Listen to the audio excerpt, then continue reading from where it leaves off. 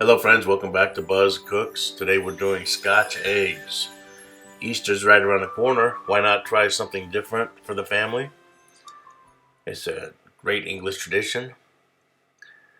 Anyways, we're going to need pork sausage and hard-boiled eggs, some breadcrumbs, and some oil, and that's about it. We'll start off with getting our hard-boiled eggs. I like to steam my eggs for about 15 minutes. Some people still like to do it the old-fashioned way of boiling. But as soon as my eggs are done, I crack them and I put them in an ice bath. Let them sit in that cold water for a few minutes.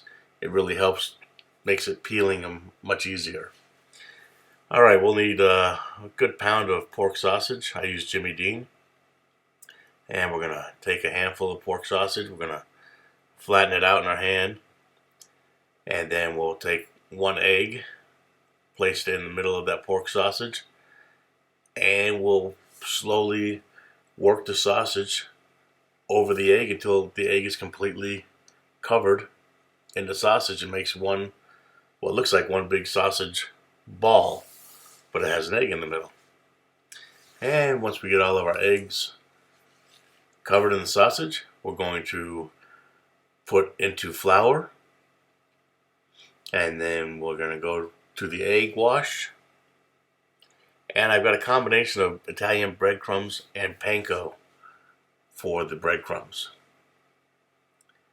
And once we finish with the egg, we go right into the breadcrumbs and then into our oil that is at 350 degrees.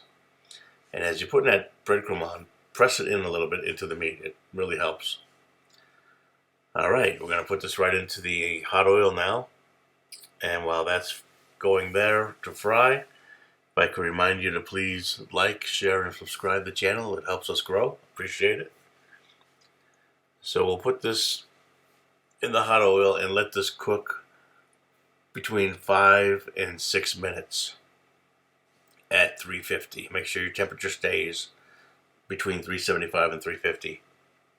And just move it around a little bit. As you can see, it's not completely covered, so you got to keep moving that ball of sausage and egg around so it gets cooked evenly.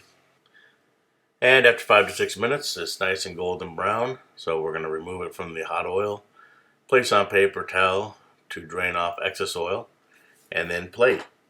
I like to serve mine with a sauce, which is basically 2 parts hot sauce, 1 part maple syrup.